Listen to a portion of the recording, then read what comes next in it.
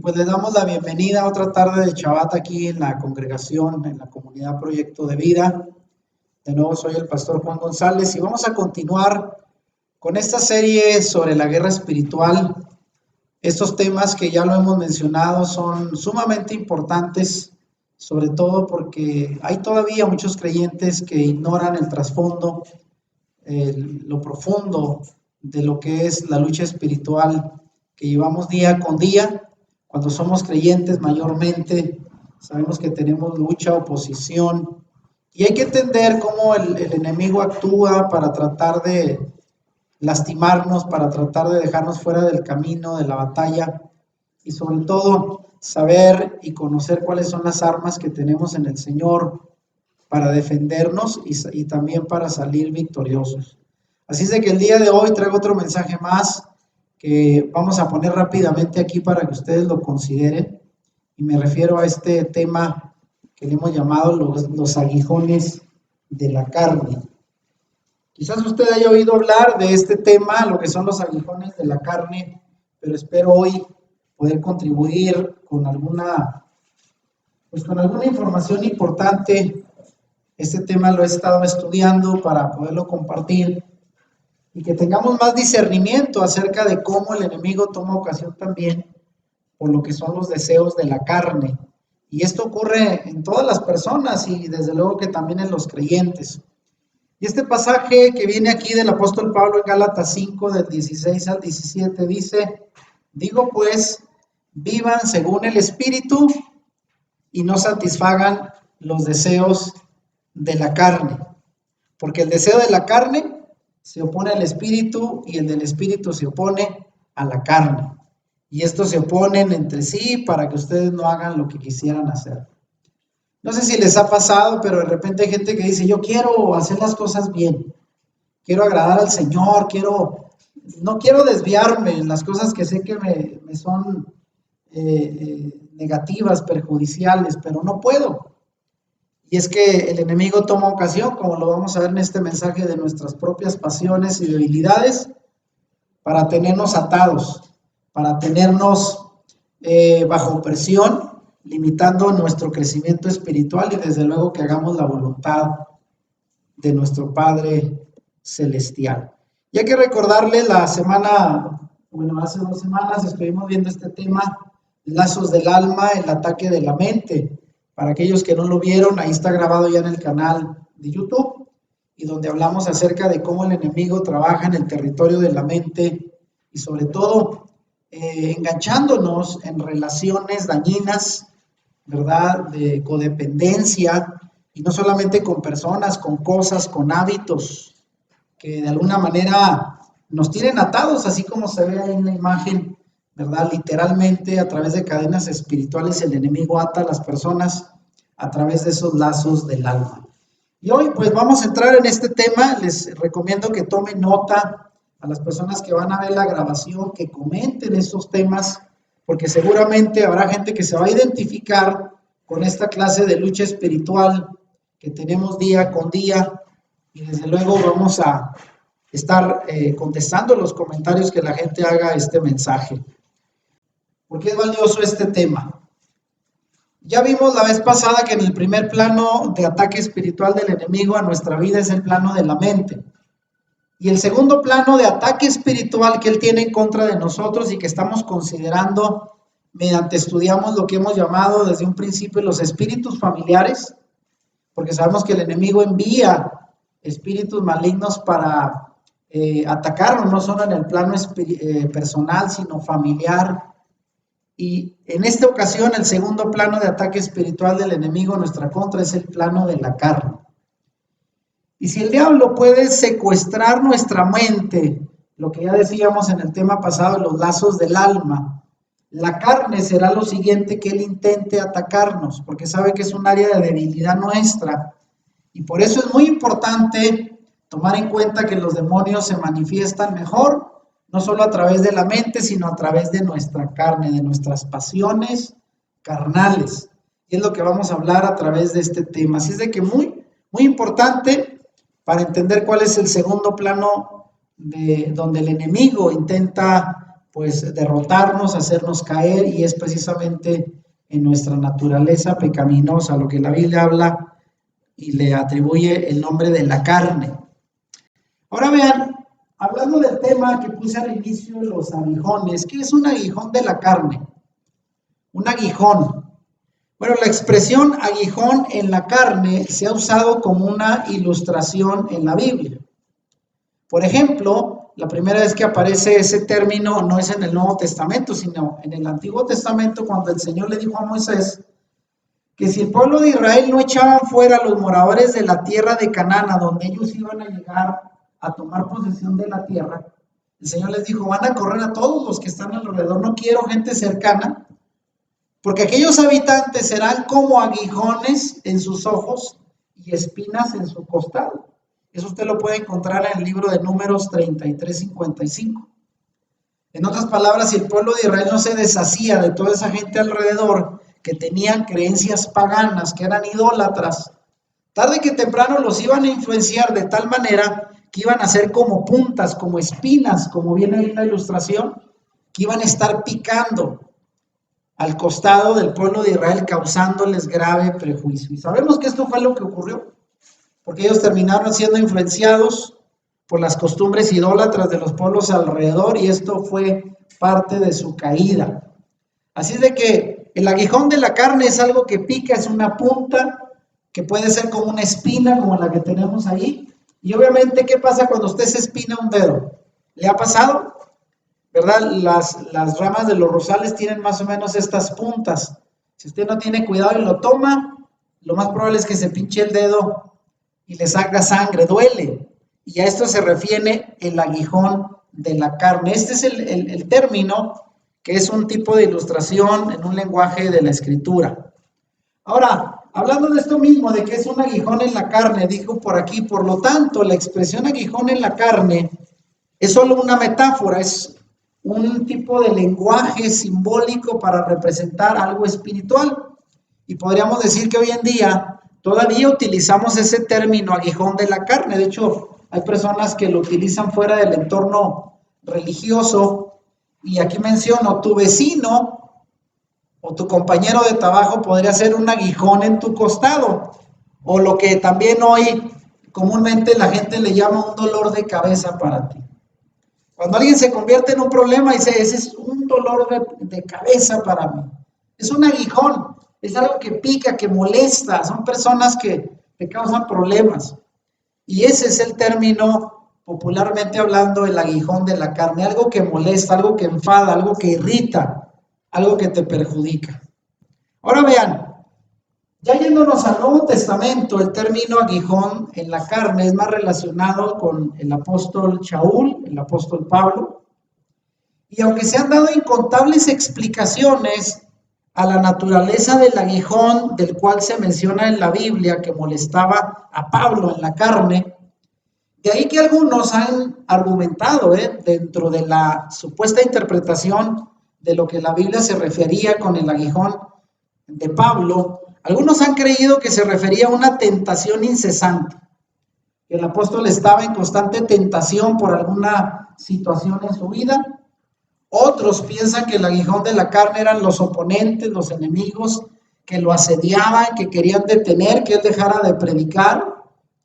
Y algunos más, que es para mi forma de ver la interpretación que más he escuchado, se lo hacían referente a enfermedades crónicas que supuestamente el apóstol Pablo tenía, sobre todo ya en la etapa final de su vida. Algunos argumentan que el aguijón en la carne era un problema ocular, por eso algunos dicen Pablo tuvo que redactar, o mejor dicho, dictar algunas de sus últimas cartas a un escriba, porque probablemente ya la vista la había perdido, dicen que era algún ojo, que tenía alguna infección y que ese era su aguijón. Algunos más creen que pudo haber sido la enfermedad de la malaria, migrañas o dolores fuertes de cabeza o incluso epilepsia. Y algunos llegan a mencionar que hasta tuvo el aguijón fue tan fuerte que hasta lo prohibió seguir predicando en algunos momentos de su vida. Pero aquí la pregunta, todo esto es solamente suposiciones, que se han hecho dentro de la tradición cristiana a lo que supuestamente era el aguijón en la carne de Pablo. Pero la pregunta es, ¿podemos saber con seguridad qué era realmente el aguijón a lo que la Biblia se refiere? Porque hoy en día mucha gente interpreta a su manera y piensa, pero lo importante no es lo que nosotros creemos, sino lo que la Biblia realmente quiso decir. Esto del aguijón en Pablo, de lo que sí sabemos por la misma escritura, es que esa palabra que se traduce en el español como aguijón, es la palabra griega escolop, y escolop se traduce como una espina. O sea, el aguijón es una espina, y una espina en la carne, y proviene obviamente de las mismas palabras que Pablo utiliza en 2 Corintios 12:7, cuando él dice, y para que la grandeza de las revelaciones no me exaltase desmedidamente, me fue dado un aguijón, una espina, escolop es el término griego, una espina en mi carne. Pero aquí se refiere a qué se refería, bueno, él mismo dice a qué se refiere con ese aguijón. No eran enfermedades, no eran tentaciones, no eran enemigos. Y dice aquí exactamente, y lo subrayo, un mensajero de Satanás que me abofeté para que no me enaltezca sobremanera. Él mismo lo está diciendo. Era un mensajero de Satanás. Y aunque alguien lo quiera espiritualizar, pues un mensajero puede ser una enfermedad, una tentación. Pero no, él tenía una lucha espiritual con uno de esos emisarios de Satanás que lo mandaba a hostigarlo, a estar constantemente tratando de fastidiarlo. Y ese era su aguijón. ¿Cómo se manifestaría? No lo sabemos, ni podemos suponer si fue por enfermedades, por malos pensamientos, no lo sabemos. Pero era una lucha cara a cara con un mensajero enviado de parte de Satanás, que lo estaba, dice, abofeteando. Literalmente era una lucha cuerpo a cuerpo o espiritual con un mensajero del enemigo. Ahora vean, en esta misma pregunta, que es un aguijón de la carne, bueno, ese aguijón en la carne, ya lo acabo de mencionar, en el caso de Pablo, no era una enfermedad, como la tradición teológica cristiana lo ha enseñado. Porque hoy en día estamos entendiendo que muchas de las cosas que predicamos se nos enseñaron, pues no tienen que ver con lo que realmente la Escritura dice. A veces la tradición, acuérdese, se va formando de supuestas ideas e interpretaciones que a veces no coinciden con la Escritura y por lo tanto debemos de estar apegados más a la Escritura que a la tradición. Y aquí la palabra claramente afirma, como ya lo señalé, que ese aguijón era un mensajero de Satanás, y ahí lo subrayo. De manera que en el Nuevo Testamento este término que se traduce como mensajero utiliza la palabra griega ángelos, y ángelos se traduce 7 veces en la Biblia como mensajero y 181 veces esa palabra ángelos se traduce como un ángel, ¿verdad? Incluso es muy parecido en griego ángelos, ángel. ¿Y qué es un ángel? Un mensajero, pero no solamente de parte de Dios, porque alguien ha pensado incluso que ese aguijón Dios se lo mandó para mantenerlo sujeto en humildad. Pero no, dice que él mismo dice un mensajero de Satanás. Entonces, ese aguijón no se lo envió el Señor, sino fue Satanás quien lo envió para impedir que la palabra de Dios siguiera siendo predicada por Pablo. O sea, literalmente lo mandó para causarle problemas a Pablo, para detenerlo. Entonces, es un mensajero de Satanás. Eso es lo que la Biblia dice literalmente y no podemos decir otra cosa más que lo que está escrito. Amén. Ahora vean, la pregunta es, ¿para qué era ese aguijón en la carne de Pablo? Su propósito era el de mantener a Pablo en humildad. Fíjense bien, cualquiera que haya tenido un encuentro con Yeshua como él lo tuvo, donde el Señor literalmente se le reveló y le habló, y donde fue comisionado por él, según Hechos capítulo 9 del 2 al 8, para ser enviado como un apóstol a los gentiles. Cualquiera que hubiera tenido ese privilegio podría haberse vuelto en una persona engreída, ¿no es cierto? Si hoy en día que hay personas que se llaman ya apóstoles y profetas y según esto Dios les habla y la cosa, olvídese, son intocables. De repente por ahí escuché a alguien que decía, en una de las grandes congregaciones a donde él iba, dice, lo que no me gusta es que, dice, el pastor es inaccesible, él sale de allá a un lugar y no lo puedes tocar.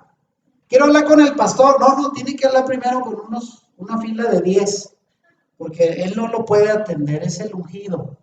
Imagínense, si así es hoy, si Pablo hubiera tenido realmente ese orgullo de decir yo soy un elegido del Señor Yeshua para ser un apóstol, olvídese, se le hubiera subido a la cabeza. Además de haber sido usado para escribir gran parte del Nuevo Testamento, era fácil pues haberse vuelto alguien altivo o exaltarse demasiado o ser demasiado orgulloso. Entonces realmente el propósito del aguijón era para mantener a Pablo en humildad, sabiendo que todo eso provenía de Dios y no lo hacía más que los otros. Ese es el propósito. Ahora vean, sabemos que la aflicción vino de o mediante un mensajero de Satanás, ya lo expliqué.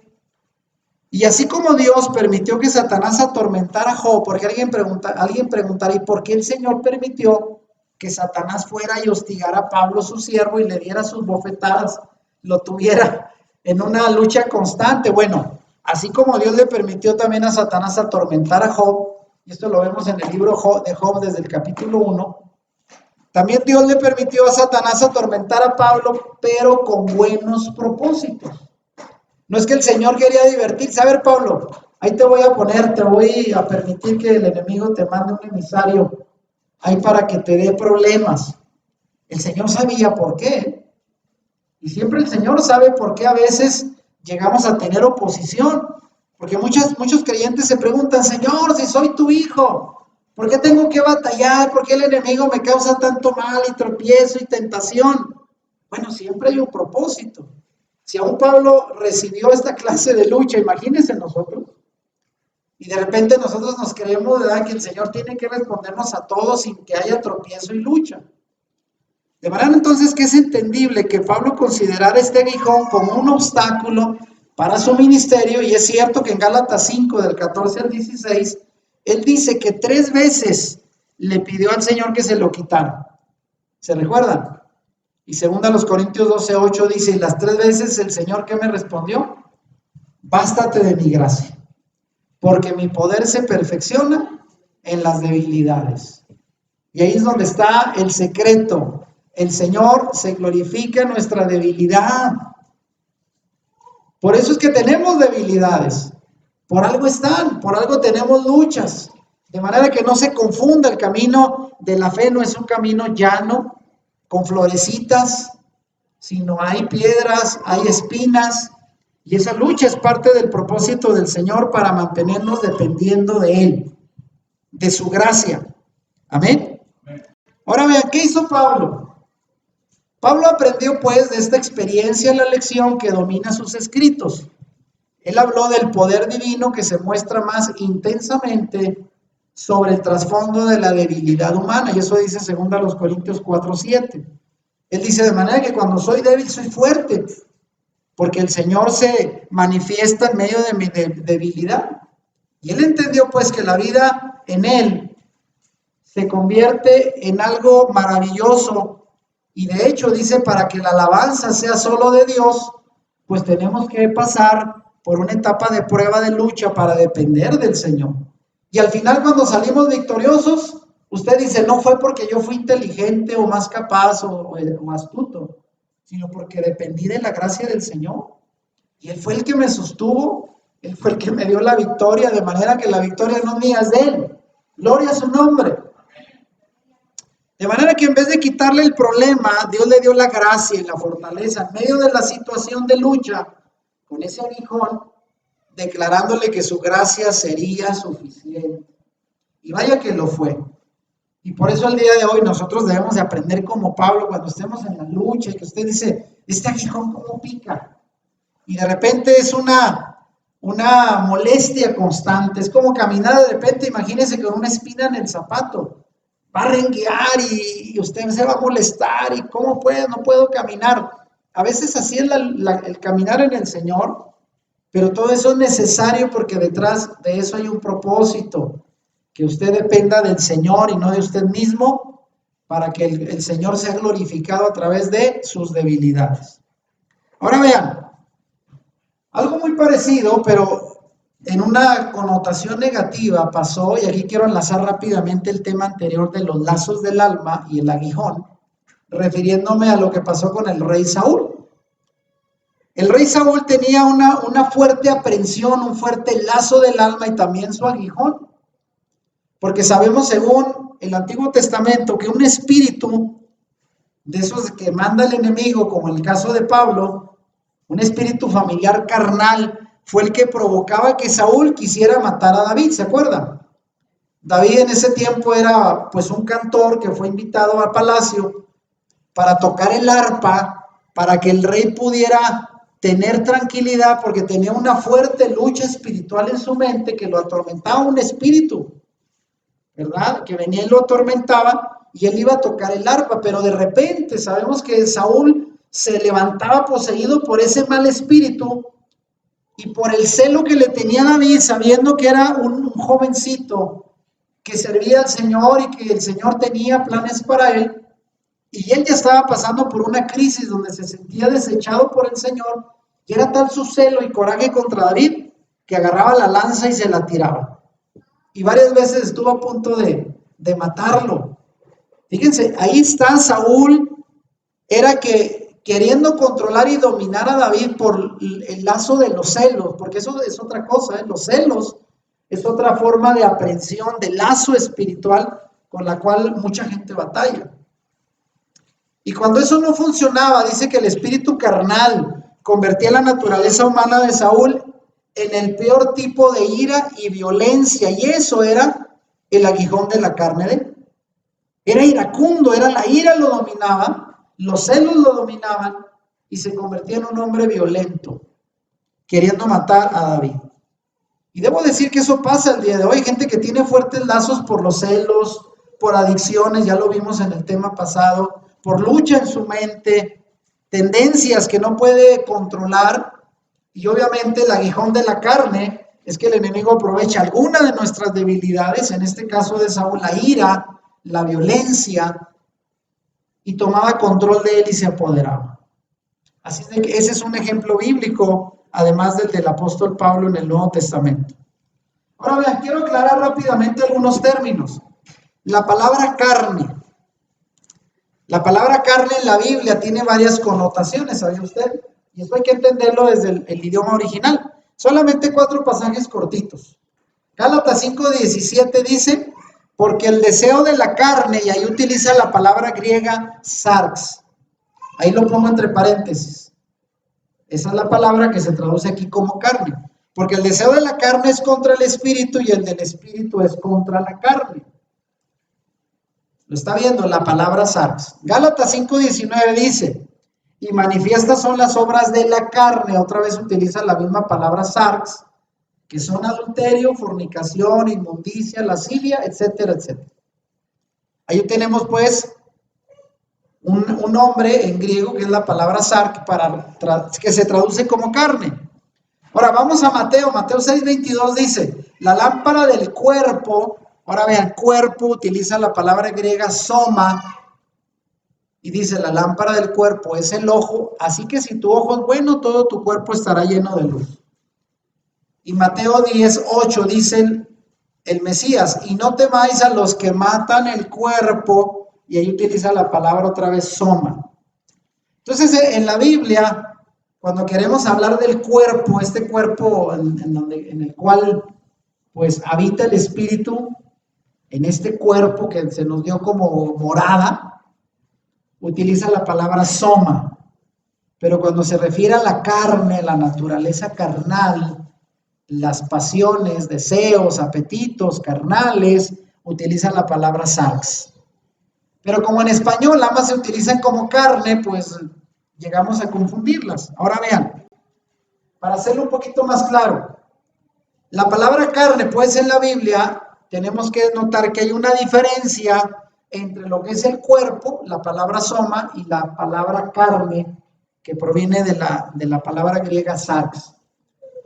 Ahora, ¿cuál es la diferencia? La palabra carne, traducida a partir del término griego soma, se refiere al cuerpo físico, a la casa en la que el hombre espiritual vive. Mientras que la palabra carne, traducida a partir del término griego sarx, se refiere a la naturaleza humana o a la naturaleza pecaminosa del hombre. Porque alguien dirá, en el tiempo en que yo conocí el Evangelio, ¿verdad? A veces tratando de utilizar el lenguaje muy bíblico, decíamos, andas en la carne, ¿verdad? Y si alguien te escucha y dice, pues ¿en qué más quiere que ande, verdad? Pues soy carne, soy cuerpo. Pero es diferente, andas en la carne, se refiere más bien a que andas guiado por tus apetitos, deseos pecaminosos. A eso se refiere. Porque la carne, como cuerpo, pues todos tenemos un cuerpo. Pero nota la diferencia, pues. Cuerpo, el lugar donde mora el espíritu, eso todo lo tenemos, pero la carne, en el término que lo maneja la Biblia con la palabra sarx, naturaleza humana pecaminosa. Y ese es principalmente el problema del ser humano. Ahora vean, aquí se desprende lo que es la doctrina del apóstol Shaul de las obras de la carne, lo cual es muy conocido en el cristianismo. Hablando de esa naturaleza pecaminosa, la sarx, la tendencia de las pasiones desordenadas, que es lo que hace batallar al creyente en su lucha espiritual, ¿qué dice Pablo? ¿Qué nos exhorta Pablo a hacer con las obras de la carne? Y aquí dice Gálatas 5, 16 y 17. Digo pues, vivan según el Espíritu y no satisfagan los deseos de la carne. Y ahí utiliza la palabra sarx, deseos de la carne. Porque el deseo de la carne se opone al Espíritu y el del Espíritu se opone a la carne, van en contra. Y estos se oponen entre sí para que ustedes no hagan lo que quisieran hacer. Ya dijimos. La manera que lo ilustró una vez un pastor fue a una persona que le preguntaba, oiga, ¿y esto de la lucha, el espíritu y la carne, cómo está? No lo entiendo. Dijo, dentro de ti viven dos perros, ¿verdad? Uno negro y uno blanco. El blanco es la tendencia del espíritu a hacer lo que Dios quiere, la voluntad de Dios. Y la otra, el perro negro, toda la tendencia a hacer lo malo, el pecado, pues. Y dijo, de ahí, si tú quieres, determinas quién te va a dominar. ¿A quién alimentas más, al perro negro o al perro blanco? Ah, ya entendí entonces. Bueno, hay que alimentar al perro blanco, ¿verdad? Alimentar el espíritu para que las tendencias pecaminosas, la carne, se mantenga sujeta al espíritu y no al revés. Así de que ahí está, vean el ejemplo de esta persona. Dice, ¿a quién le hago caso? Al espíritu, al hombre espiritual que me dice, haz la voluntad del Señor, cumple los mandamientos, obedece la palabra. O al otro que se revela, al espíritu de la carne, y dice, no, tú haz lo que quieras. Tú complace tu carne, al cabo, al final de todo, Dios conoce tus debilidades. Y a veces uno se la cree y cae en eso, ¿no? Así de que cuidado, aquí habla pues la lucha entre el espíritu y la carne, y Pablo dice, no satisfagan los deseos pecaminosos de la carne. Ahora, ¿cuáles son esos deseos? Vean, para algunos que todavía dicen, ¿y cómo es esa lucha de la carne? ¿Cómo es que se manifiesta? Bueno, Pablo dice más adelante en Gálatas 5, 19 al 21, las obras de la carne se manifiestan, vean, de diversas maneras. Y aquí es una lista, para que quede más claro, ¿cómo se manifiestan las obras de la carne? En adulterio, fornicación, inmundicia, lascivia, idolatría, hechicerías, enemistades, pleitos, celos, iras, contiendas, disensiones, herejías, envidias, homicidios, borracheras, ¿vean? Orgías, y como la lista no termina, dice, y cosas semejantes a estas. O sea, muchas más. Acerca de ellas les advierto, dice Pablo, como ya antes les he dicho, que los que practican tales cosas no heredarán el reino de Dios. Entonces la pregunta aquí es, ¿cuál de estas obras de la carne son las que a ti más te hacen batallar? Porque hay gente que dice, no, pues yo con las borracheras no tengo problema. Ah, pero los celos. Ah, pero la envidia. Ah, pero la ira. Ay, con eso sí batallo. De manera que este es, pues, el terreno donde el enemigo te va a hacer batallar. Las obras de la carne es lo por donde te va a tratar de encontrar un punto débil. Así de que cuidado con eso, es lo que no debemos de alimentar, aunque es parte de la lucha cotidiana de todo creyente. Pero eso es lo que tenemos que mantener sujeto al espíritu para no desviarnos del propósito de Dios, porque dice el que practica, o sea, el que hace esto ya de manera continua, no hay arrepentimiento, incluso llega la gente a decir, pues así soy, y ya, significa que si tú practicas y no hay un control del Señor en tu vida en estas áreas, ya estás en problemas. ¿Cómo la ven? ¿Habrá ya en el cielo gente que vaya a estar constantemente con ira, con enemistades? Imagínense, ya no va a haber eso. Por eso el Señor dice, tenemos que estar con ropas limpias, descontaminados de todas estas obras de la carne. Ahora vean, quiero aquí pasar, porque esto de las obras de la carne es más conocido. Ya hemos escuchado quizás muchos mensajes de eso, pero quiero pasar a otras áreas donde considero que esto de los aguijones de la carne cobra relevancia y a veces no es tan conocido. Y aquí quiero hablar del discernimiento maligno. Usted dirá, ¿cómo que discernimiento maligno? ¿Qué no el discernimiento lo da el Espíritu de Dios? Bueno, también viene del otro, ¿eh? Fíjese, antes que Adán y Eva comieran del fruto prohibido en el Edén, no conocían la existencia del mal, eso lo sabemos, porque dice la Biblia que todo lo que el Señor creó fue bueno. Pero ¿dónde se les ocurre desobedecer el único mandato que el Señor les dio, Génesis 3? Porque hasta antes de desobedecer ellos tenían comunión directa con Dios y solo tenían que seguir al Espíritu de Dios, porque ni siquiera había mandamientos. Ellos solamente tenían que hacer lo que el Señor les decía y estarían perfectamente bien. Pero una vez que desobedecen y que conocieron el mal, porque la Biblia dice que era el árbol de la ciencia del bien y del mal, se abrió el entendimiento y con ello la opción de seguir a otro espíritu que no era Dios y tener un discernimiento demoníaco. Y ustedes dirán, ¿cómo fue esto? A ver, una vez que ellos ceden a la tentación de la serpiente, que sabemos que era Satanás, y que le dice que a la mujer no vas a morir, sino Dios sabe que el día que comas de esto van a ser abiertos tus ojos. Fíjense, abiertos los ojos vas a tener otra clase de conocimiento que no has tenido hasta hoy. Eso a ella le atrajo. Y ahí vino la tentación. Pero eso de abrir tus ojos, ¿qué se refería? A una clase de discernimiento, pero que no provenía de Dios. Este discernimiento, obviamente, es lo que muchos adivinos y en la hechicería lo relacionan como el tercer ojo en el espíritu. ¿Ha oído usted hablar esto del tercer ojo? Que es una clase de conocimiento oculto que no viene de Dios, ¿eh? Es un cierto discernimiento profundo de las cosas espirituales, pero desde el lado del ocultismo, de lo maligno. Porque también así como hay ciencia y hay revelación de parte del Espíritu de Dios para sus hijos, el otro también da discernimiento y conocimiento, pero de otra naturaleza. ¿Sabía usted? Y cuidado con esto, porque a partir de ahí fue que empezó esto. El interés por un conocimiento superior que no proviniera de Dios, sino del propio hombre, de su propia búsqueda por lo oculto. De manera que hasta el día de hoy hay que tener cuidado con esto. Mucha gente dice, no se conforma con lo que Dios ya ha revelado, le puede revelar, sino quiere algo más. Y ahí se meten en un terreno peligroso. Ahora vean, ¿han oído hablar esto del tercer ojo alguno de ustedes? ¿Sí? ¿Qué es el tercer ojo?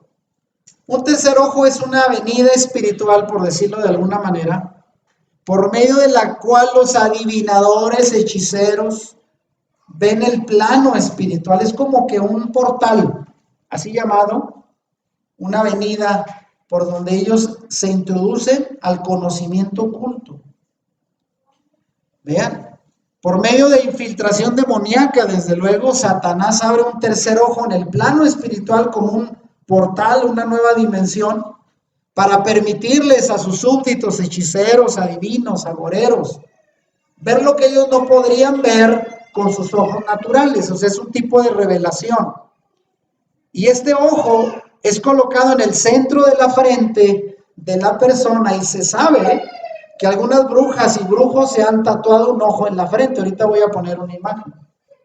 Porque supuestamente ahí es donde está el conocimiento, el centro a donde el diablo utiliza para dar una revelación espiritual especial. Y ahí puse una imagen, ¿eh? No es que sea literalmente un tercer ojo ahí, pero es como un portal de conocimiento oculto en la frente. Ahora vean, este ojo también está relacionado con el ojo que todo lo ve, que aparece ¿en dónde? ¿Sabía dónde? En los billetes de $1. Fíjense en la parte de atrás como hay una pirámide, ¿verdad? Que es la pirámide del conocimiento y todo eso son símbolos de la masonería, y en la parte de arriba de la pirámide está el ojo que todo lo ve. ¿Sí? El ojo que todo lo ve. Y ese también es el símbolo del ojo que aparece en las logias masónicas, que lo pongo ahí abajo. ¿Se recuerda que aparece el compás, la escuadra y en medio? El ojo que todo lo ve. Para ellos es el ojo de la sabiduría y la ciencia, pero no la que viene de Dios, sino del otro. De manera que en el plano natural algunas personas son consideradas como si tuvieran un sexto sentido o percepción extrasensorial, lo cual es llamado también clarividencia o clariciencia, ciencia también algunos le llaman, en el mundo ocultista, y también indica una cierta sensibilidad psíquica. Los llamados psíquicos, ¿verdad? Que esos hasta en la tele salen ya, miren. Son de los favoritos, ¿verdad? En la televisión, los psíquicos, para que adivinen y pronostiquen. ¿Y de dónde ellos sacan toda esa sabiduría supuesta? Pues de esto, de la fuente contraria, oculta, y es llamado como un sentimiento de poder vaticinar, adelantar, adivinar lo que va a suceder.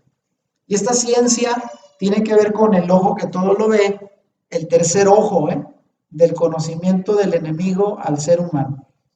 Ahora vean, los psíquicos pueden ver cosas con ese llamado tercer ojo. Ahora, aquí no se trata si lo que ellos dicen que ven es correcto o no, porque algunos dicen, no, pues la monividente, ¿verdad? Agarra a los más que ya están casi moribundos y no, se va a morir. Pues sí, yo también sé que se va a morir.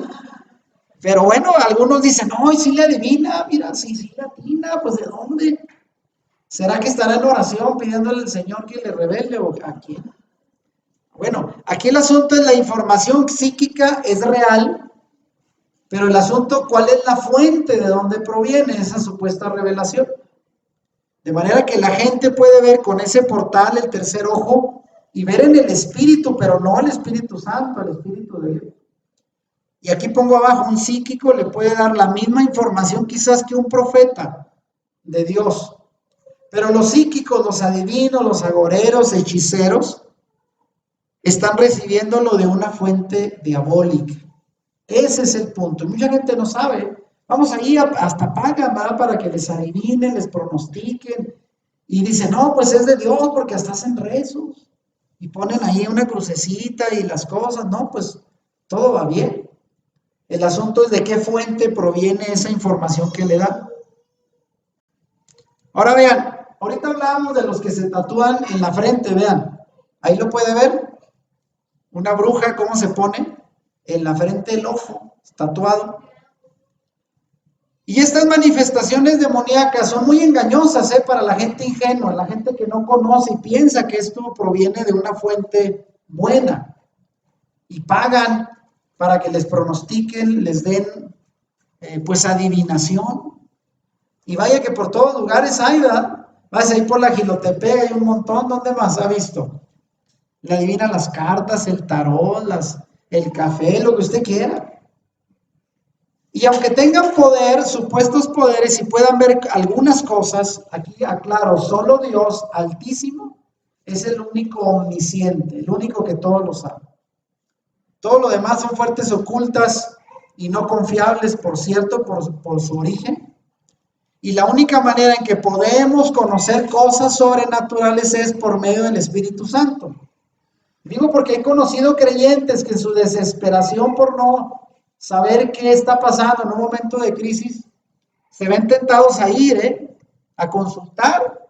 Acuérdense qué le pasó a Saúl en su desesperación porque ya el Señor no le hablaba y porque también el profeta Samuel no le vaticinaba nada bueno.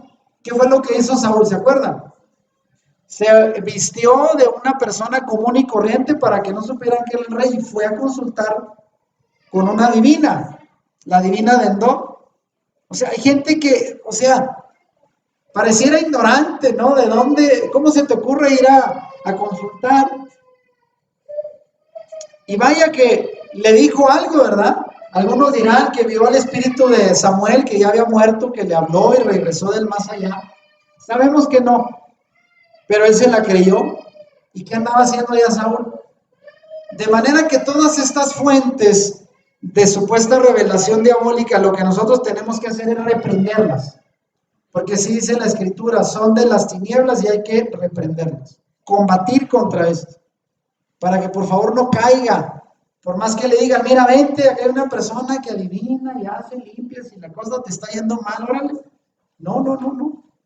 Nada que ver con la revelación de Dios. Ahora vea, aquí aprovecho para hablar de los tipos de conexión espiritual que hay. Dios creó al hombre para ser conectado interiormente, de adentro hacia afuera. El Espíritu de Dios habita en nuestro espíritu por medio de una comunicación que es, por así llamar, cableada de manera interna. ¿Por qué? A ver, alguien, le voy a hacer una situación. ¿Por qué si usted cierra sus ojos y ora al Señor y platica con Él? Yo le pregunto, ¿el enemigo sabe lo que usted y Dios están hablando? Porque alguien dirá, oye, capaz de que el enemigo aquí me está escuchando y le voy, Señor, quiero hacer, y este tremendo está recibiendo toda la información y pues de repente ya me ganó. ¿Usted qué cree? El enemigo está ahí, a ver qué pide al Señor. Por eso yo oro sin hablar, porque capaz de que el otro ahí me está oyendo. ¿Usted cree que el enemigo interfiere en esa comunicación íntima entre el Señor y usted? No, porque realmente la conexión espiritual de nosotros con Dios es interna, allá adentro, donde habita el Espíritu Santo en nosotros, y es una conexión, como dice aquí, de adentro hacia afuera.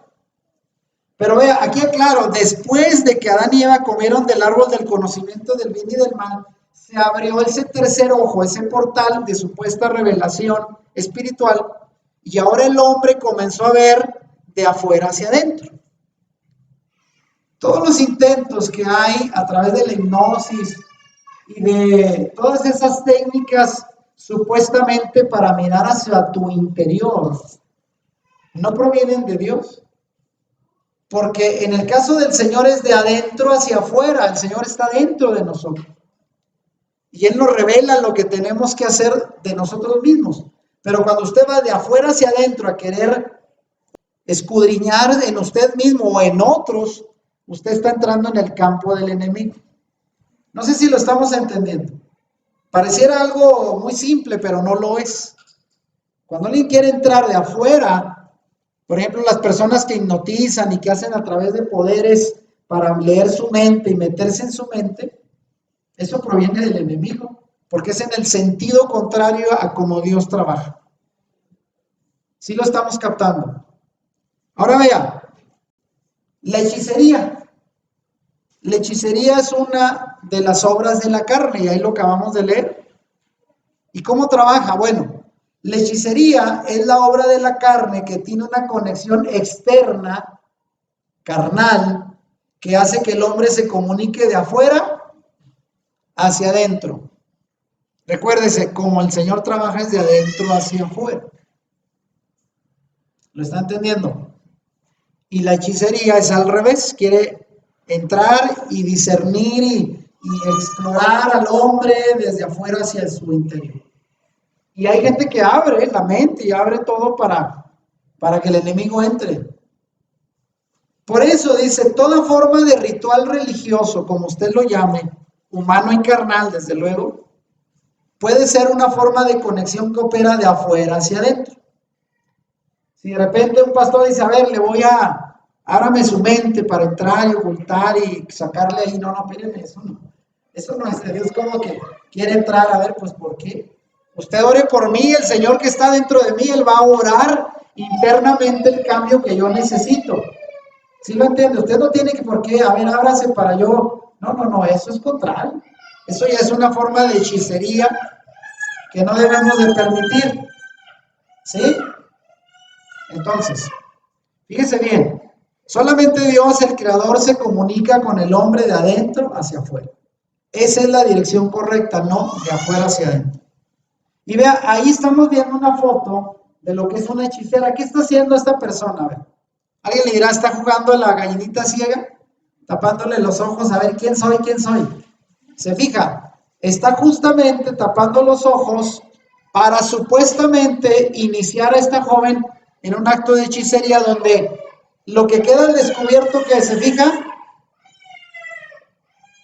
¿qué es lo que queda al descubierto? La frente, el tercer ojo, o sea, diciendo, a ver, no necesitas ver para recibir conocimiento de, ya saben quién. Entonces, esto es un tipo de ritual de hechicería. Fíjese bien, todo esto es algo que debemos de conocer para que no nos engañen. Ahora vean, de ahí me voy a pasar a este otro tema. Vamos a ver. Y se llama el tesoro escondido. ¿Qué dice 2 Corintios 4:7?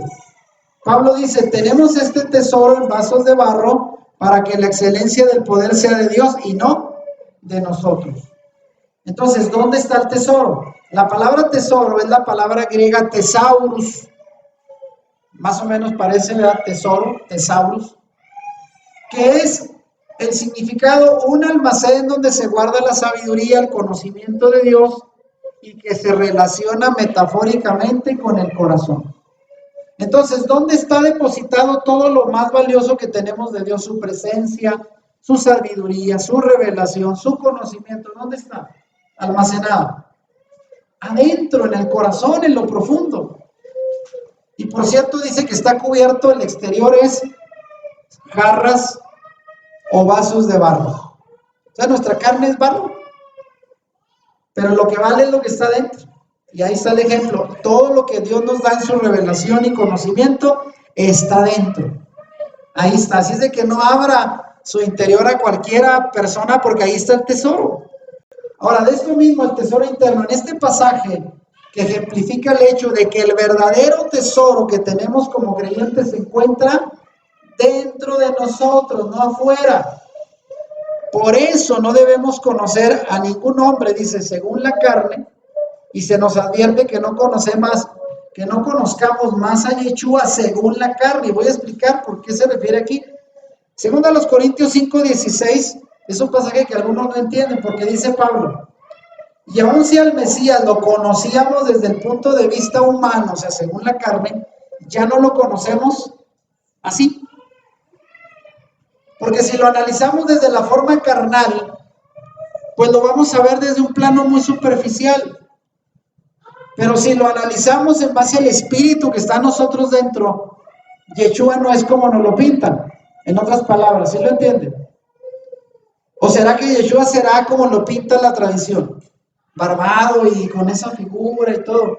No nos interesa su aspecto físico, sino realmente el trasfondo espiritual, la esencia de Yeshua, como él lo fue. Entonces, por eso dice Pablo, ya no nos interesa si lo conocimos según la carne, se refiere a los que conocieron a Yeshua humanamente en la carne. Dice, ya no lo conocemos así. Ya no, porque ahora la revelación que tenemos es desde adentro. A Yeshua no necesitamos verlo según la carne para estudiarlo, explorarlo, como hoy la ciencia quiere hacer, ¿verdad? Por el manto de Turín y que no sé qué, a ver qué le encuentran. No, ¿para qué? Si Yeshua no lo vamos a conocer carnalmente, sino de manera interna, espiritual, por la revelación que da el Espíritu Santo. Amén. Estoy terminando con esto, la necesidad humana de reconectarnos. Ahí es donde se encuentra la batalla de la vida cotidiana de un creyente. La necesidad del hombre de ser recableado. Utilizo aquí términos metafóricos para entenderme, reconectado internamente, para volver a estar en sincronización con la voz de Dios y permanecer en su presencia. Pero esa conexión es ¿qué? Interna, no afuera. En lo natural, el hombre necesita ser rehabilitado, transformado, renovado. Pero hablando espiritualmente, necesita convertirse en una nueva creación en el Mesías. ¿Y qué dice segundo a los Corintios? Pablo dice, de manera que el que está en Yeshua, en el Mesías, es una nueva criatura. Las cosas viejas pasaron y todas son hechas nuevas. Pero ese cambio, ¿cómo se da? A ver, quiero ponerlos a prueba. Mirna, ¿tú te diste cuenta externamente cómo fue el cambio de Gabriel? ¿Le empezó afuera a pasar algo? ¿Le cambió algo acá o de dónde empezó el cambio? De adentro. Claro está que al final se manifiesta hacia afuera, ¿verdad? La gente dice, oye, ya no eres igual, ya no hablas igual, ya no piensas igual, sí. Pero ¿dónde empezó todo el cambio? Adentro. Entonces, ese recableado, esa reconexión con nuestro Mesías para ser renovados va a empezar internamente. No hay que hacer nada afuera, ¿verdad? A ver, déjame, te doy una manita acá afuera. Bueno, eso es para la carne, pero la renovación empieza de adentro. La conexión, la renovación, la transformación es interna. Así es como trabaja el Señor, de adentro hacia afuera. Ahora vean, una pregunta que tiene relación con esto. Muchos creyentes se preguntan esto, oiga, ¿y los creyentes pueden llegar a tener demonios? Porque alguien se dice, oiga, ¿y puede pasarle a un creyente? ¿Usted qué opina? Y aquí voy a explicar tomando ocasión del tema. Los creyentes sí pueden ser oprimidos por fuerzas demoníacas porque los demonios habitan en el plano de la carne. O sea, hay que ver, tenemos dos compartimentos, por así decirlo, el interno, el espíritu, donde solamente el Señor opera, y la parte externa de la carne sí puede tener control el enemigo si usted lo permite. Y aunque se manifiesta a través del cuerpo, viven y operan en el plano de la carne, el lugar en el que se le dio autoridad para operar por medio del pecado. A ver, déjenme aclarar esto. ¿Cómo está? A ver, si lo estamos entendiendo, o sea, las personas creyentes pueden tener demonios, bueno, sí, pueden ser oprimidos, pero ellos se van a manifestar en el plano exterior, la carne, porque ahí es donde operan, sobre todo si la persona les da entrada y autoridad a través del pecado, de sus tendencias, adicciones y todo lo que ellos permiten y hacen. Acuérdense, cuando una persona anda obedeciendo a la carne pecaminosa, anda en el plano espiritual del otro. Por eso pongo aquí por lo que si le damos entrada mediante un mal hábito, pasiones desordenadas o tendencias pecaminosas, le damos control sobre nuestra vida. ¿Sí lo está entendiendo? Si usted le da entrada por malos hábitos, pasiones desordenadas o tendencias pecaminosas, usted ya le está facilitando acceso. Pero a su carne, en la parte de la carne. ¿Vamos bien? Ahora vean, en esta misma pregunta, ¿los creyentes pueden tener demonios? Pero el Espíritu Santo y un demonio, vean, no pueden morar en el mismo lugar. Porque alguien dice, oiga, a ver, platíqueme, ¿cómo es? Si usted tiene el Espíritu Santo, si realmente es un hijo de Dios, llega el demonio, ¿qué dicen? Pelea de adentro y saca el Espíritu Santo, ¿cómo está? Pues, ¿a dónde llega? No, esperen. El Espíritu Santo y el demonio no pueden habitar en el mismo lugar. El Espíritu de Dios vive en el hombre interno espiritual que fue renovado una vez que se convirtió al Señor. Y los demonios operan a través de la naturaleza carnal, la naturaleza humana. O sea, están en otro compartimento. ¿Sí me explico?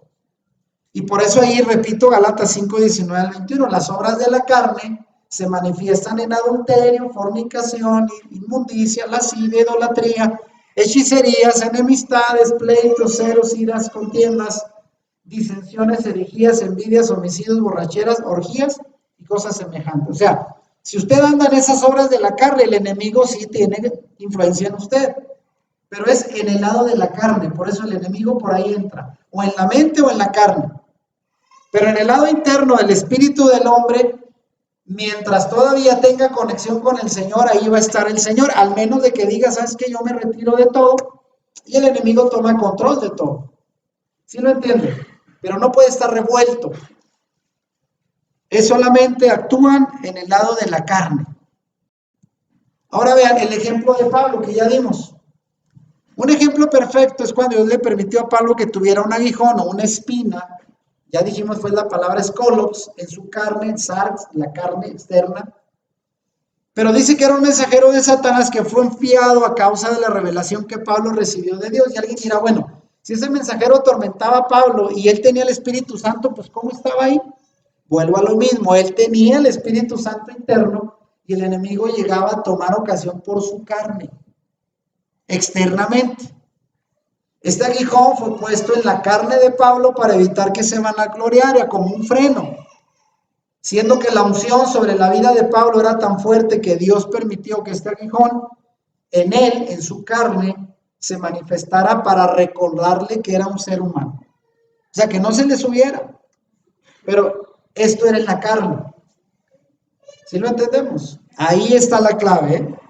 Cómo opera el enemigo en un creyente a nivel de su carne, no a nivel de su espíritu.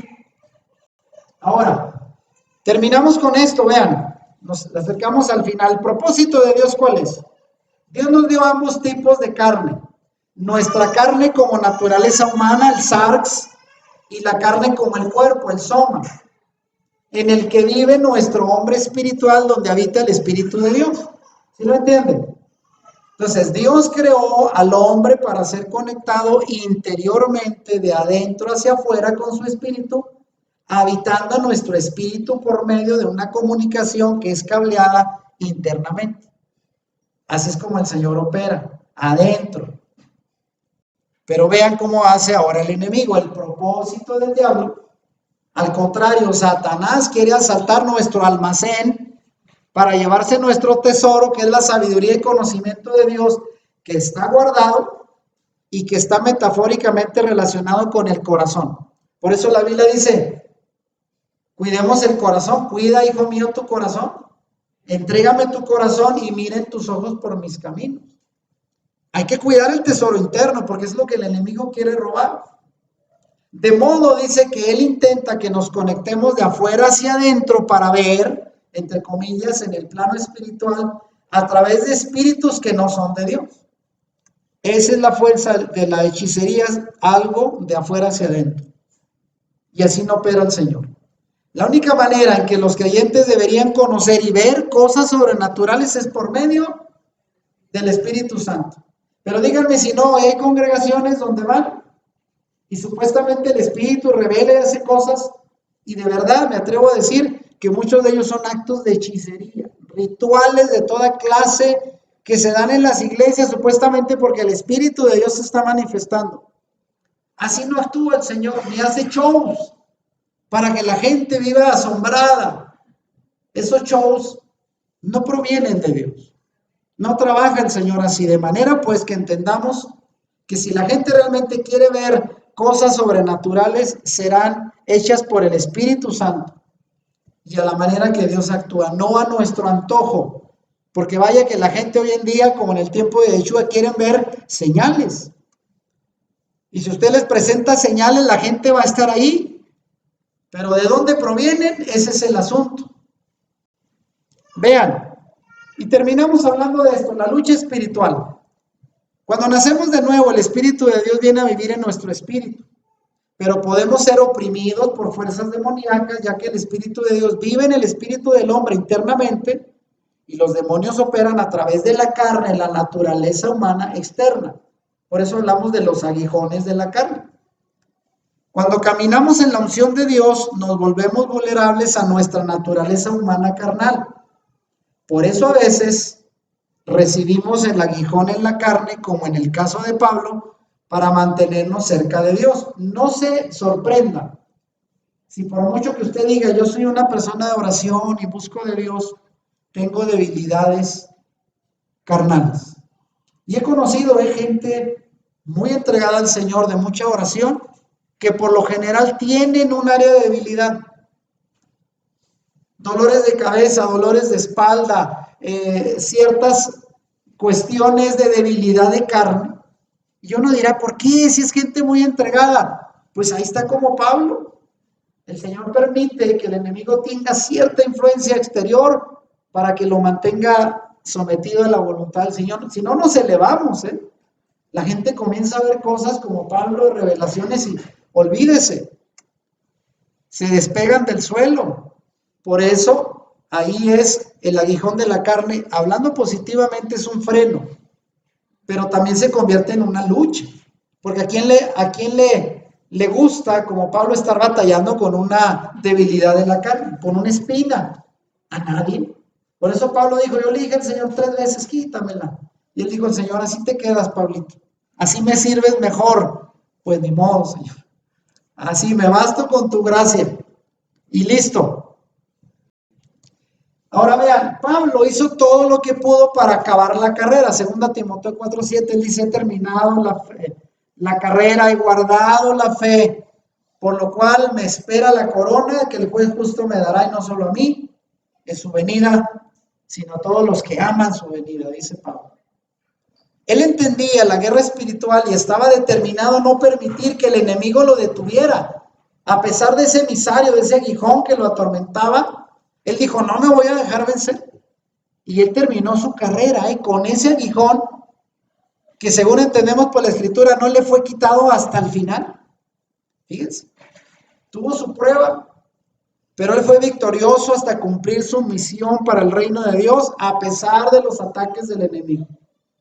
Y así Dios desea que usted y yo también nos mantengamos en la ruta de la obediencia que Él ha establecido para nosotros, a pesar de que tengamos aguijones en la carne. Y aquí yo le preguntaría, ¿cuál es su aguijón? Alguien dirá, mi aguijón, fíjense, conocí una hermanita en la congregación donde yo conocí el evangelio, muy creyente. ¿Y cuál era su aguijón? Tenía debilidad para poner atención. La hermanita decía, hermano, yo me esfuerzo a estar ahí, pero me da sueño. Batalla, de repente se pareciera, a nosotros nos llegó a decir como si alguien se sentara en mis párpados y ahí tenía debilidad. Y cada quien, analícese usted cuál es su aguijón. Por muy entregado que esté al Señor, le aseguro que en algo va a batallar. En algo va a batallar, en alguna debilidad. Dice, ¿por qué tengo esta debilidad? Ese es su aguijón. Pero bendito aguijón le va a ayudar a que usted busque al Señor y diga, Señor, ayúdame. Porque la debilidad nos lleva a buscar del Señor. Cuando no tengamos debilidades, usted y yo dejaríamos de buscar. ¿No es cierto? Entonces, Dios desea que usted también se mantenga como Pablo, luchando hasta el final, a pesar del ataque espiritual o el aguijón en la carne que usted pueda tener. El diablo intentará apoderarse de su carne. Por eso es importante que entienda la diferencia entre la carne como naturaleza humana, ya lo explicamos, y el cuerpo donde vive el hombre espiritual, que es diferente, soma y sarx. Cuerpo donde habita el Espíritu de Dios, sarx, las pasiones pecaminosas de su naturaleza caída. Y esto es para que sea consciente de cómo Dios nos hizo para ser conectados de adentro hacia afuera, donde el Espíritu de Dios habita en nuestro espíritu por medio de una comunicación que es cableada internamente. Pero Satanás quiere corromper nuestra carne por medio de provocar para que veamos y escuchemos lo que está fuera de nosotros en lugar de oír lo que el Espíritu Santo nos va a decir a nuestro espíritu de manera interna. Miren, no sé si le ha tocado. Ahí va. De repente hay gente que ha dicho, y esto es más creíble desde lo espiritual, siento que el Señor me estuvo hablando. Y mucha gente pregunta, ¿y cómo se oye la voz de Dios? A ver, te está hablando en este momento, yo no la oigo. ¿De dónde viene esa voz? Si es la voz de Dios, ¿de dónde debe venir? De adentro de la persona. Dios acá adentro me está diciendo. Pero la gente dice, no, yo quiero escuchar acá afuera. No, si usted escucha una voz afuera, lo más probable es que no sea la de Dios. ¿Lo entiende ahora? Y mucha gente en eso cae. Pues dice, yo quiero escuchar, a ver, ¿dónde? ¿Qué dice? ¿Qué dice? No afuera, adentro. ¿Dónde habita Dios? ¿Dónde está el Espíritu de Dios en usted? Adentro. Entonces, cuando usted medite y diga, Señor, a ver, ¿qué me quieres decir? Espere que el Señor le revele algo internamente. Donde el enemigo no va a saber. No va a saber qué le dijo. Porque es interno, un diálogo interno con el Señor. Por eso el enemigo trata de voltearnos todo para tratar de escuchar afuera y ahí él sí meter su cuchara y meternos supuestas cosas que él dice y que no vienen de Dios. Por eso entiende ahora por qué hay tanta gente que se da de profeta y no, Dios me habló y me dijo, ¿quién sabe? ¿Quién se lo habrá dicho al final? Y por eso la Escritura dice, hay que poner a prueba al profeta, si es de Dios se va a cumplir. Y siempre y cuando lo que diga le traiga el crédito final ¿a quién? Al Señor. Porque hoy en día hay alguien que revela para exaltar. Eso no proviene de Dios. ¿Cómo vencer en la guerra espiritual? Debemos atar al tercer ojo de los medios. ¿Sabía usted que ahora esto que pasó el 31 de octubre y todo esto de Halloween y cuánta cosa en el cristianismo, ya saben, ya le hicieron cristiana? Jesús Adrián celebra, no sé si sale de monstruo, vampiro, cada 31 ahí. No sé si harán desfile en su congregación, pero él es fan de la noche de brujas. Pero ¿qué debemos de hacer nosotros con estas fuerzas del enemigo? Ciencia oculta, el tercer ojo, que utilizan los medios, los adivinos, hechiceros. Son ataques físicos, psíquicos y espirituales en contra de nuestra carne. ¿Y cómo los debemos de combatir? Reprendiendo todo eso en el nombre de Yeshua. Todo eso no es algo que provenga de Dios. Debemos reprender cada maquinación y artimaña del enemigo y toda clase de maldiciones, oiga, hechizos, encantamientos, conjuros y actos de maldad que el enemigo utiliza en contra de los hijos de Dios. ¿Y sabía usted que hay literalmente convocaciones a orarle al enemigo para contrarrestar al Señor y a su pueblo? Y mientras nosotros estamos ignorantes de esto, tenemos que orar y combatir en contra de estas fuerzas malignas. Y sobre todo recordar que la brujería no tiene poder actuando en contra de nosotros, porque no pueden penetrar las barreras de protección que tenemos. Si usted dice, oiga, y si alguien me tiene envidia, me harán mal de ojo. O si me hacen un trabajo capaz de que me convierten en rana, ¿qué voy a hacer? No se preocupe. Si usted es del Señor, hágale lo que le haga, no le van a hacer nada. Si realmente está con el Señor. Porque todo el tesoro, ¿dónde está? Adentro. Y el Señor lo tiene bien protegido. Ahí no entra al menos de que usted le dé lugar. Por eso, cuidado con eso. No se preocupe, no tenga miedo por eso. ¿Y qué más debemos de hacer para vencer en la guerra espiritual? Bueno, debemos invocar la sangre de Yeshua en contra de todos los pensamientos y amenazas demoníacas, porque las hay. Y sobre todo renunciar a ser dominados por las obras de la carne, porque esto es algo que usted permite. A través de los malos hábitos, adicciones y todo lo que usted deja entrar a su vida, a su casa, a su familia, hay que renunciar a eso. Si usted ya está consciente que todo esto trae del enemigo, influencia su vida, su hogar, sálgase de ahí. Y también renunciar a toda maldición autoinfligidas por medio de confesiones negativas a las que le haya hecho usted dado entrada en su vida. Porque hay gente que de repente, ¿sabe usted que de repente declarar cosas negativas? Mucha gente enojada dice, yo soy bueno para nada, y a veces hasta los hijos los tontea y tú. Todo eso que usted dice de forma negativa, con un mal propósito e intención hacia su familia, se puede cumplir, así es de que de todo eso arrepientas. Mejor bendígala a su familia, por mucho que lo desespere, mejor bendígalos. Amén, porque eso abre puertas al enemigo sin darse cuenta. Y sobre todo cancele toda estrategia demoníaca que pueda haberse levantado en su contra para que nunca se manifiesten y sean destruidas de raíz. Porque sí, hay gente que literalmente intenta, pues, tener una influencia sobre nuestra vida. No tenga miedo, eso sí, sabemos que estamos del lado vencedor, ¿no es cierto? Mayor es el que está con nosotros que el que está en nuestra contra. Pónganse de pie. Y miren, termino con esta pantalla que será el siguiente tema, con el cual vamos a cerrar esta parte del tema de la guerra espiritual. La vamos a llamar la guerra territorial. Porque ya hablamos del plano de la mente, ¿no es cierto? Ahí actúa el enemigo. Ahora hablamos del plano de la carne, a través de las pasiones, a través de este conocimiento oculto que el enemigo intenta engañar a la gente. Pero en el plano de la tierra, aquí en la tierra es el campo de batalla. Y aunque esta no es nuestra morada final, si no somos pasajeros, peregrinos, el enemigo es el Dios de este siglo, ¿sabía? Pero aún así, ¿qué es lo que el Señor nos ha ofrecido? Josué 1, del 3 al 6, ¿qué le dijo el Señor a Josué? Tal y como se lo prometió a Moisés, voy a darles cada lugar donde pongan los pies. Su territorio se extenderá desde el desierto hasta el gran río Éufrates.